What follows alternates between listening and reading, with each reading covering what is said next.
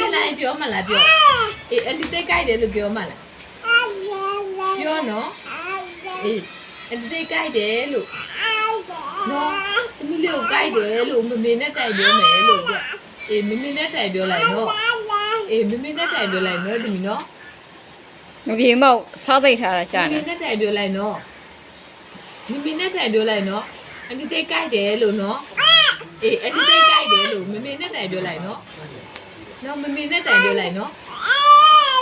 အန်တီတိတ်ကြိုက်တယ်လို့မမေနဲ့တိုင်ပြောမှလားတိုင်ပြောမှလားပြောတိုင်မှလားတိုင်မှလားဟုတ်လားတိုင်မှလားပြောဘယ်လိုကိုလို့တိုင်မှလားပြောတိုင်မှလားတိုင်နော်မမေလိုက်တိုင်နော်အန်တီကြိုက်တယ်လို့တိုင်နော်မမေလိုက်တိုင်ပြောနော်မမေလိုက်တိုင်ပြောသလားအန်တီကြိုက်တယ်လို့နော်ကြည့်ရ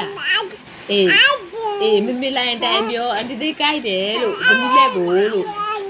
ကြားလားဘယ်လိုပြရတာလဲသမီးလေးရဲ့ဘယ်လိုပြလို့ဒီလောက်တော့စကားတွေကဘောင်ဘွားလေဘောင်ဘွားတဲ့ပြောနေတာဘယ်လိုပြလို့ဘောင်ဘွားအောင်ပြောနေတာလဲကူမတို့တဲ့အဲ့တဲ့မမဟုတ်တာအဲ့လေသူ့ချီလေအိမ်ငိုက်နေပြီလေချီလေလက်ပေးနေရလေလက်ပေးနေတယ်လေမသိဘူးလက်ပေးတယ်လေထုတ်ကဲထကိုထငါမနိုင်ဘူးထကိုထလေမမေလိုက်တိုင်ပြောနော်မမေလိုက်တိုင်ပြောအဲ့လေဘူးမမချီဘူးလို့နော်တိုင်ပြောနော်မမေကိုတိုင်ပြောလိုက်သလားသူမတယောက်တယ်လို့အဲ့နေရတယ်လို့နော်တိုင်ပြောလိုက်နော်တိုင်မလားမမေတိုင်မလားမမေလေးတိုင်မလားလို့တိုင်မလို့လားမောသွားမမေလေးတိုင်မလားဒါလိုက်နော်နော်တရားတယ်မလို့နော်ချီလေအိမ်ငိုက်နေပြီလေအိမ်ငိုက်နေတာကိုချီရမှာပေါ့ချီလေအိမ်ငိုက်နေပြီလေအိမ်ငိုက်နေတော့ချီရမှာပေါ့နော်မင်းအိမ်ငိုက်နေပြီလို့ပြောတာအိမ်ငိုက်နေတော့ချီရမှာပေါ့နော်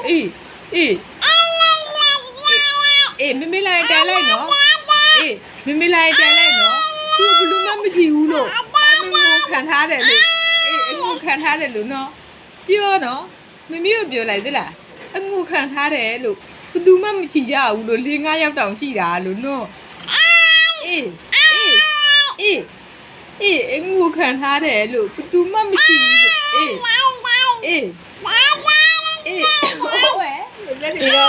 ချီတော့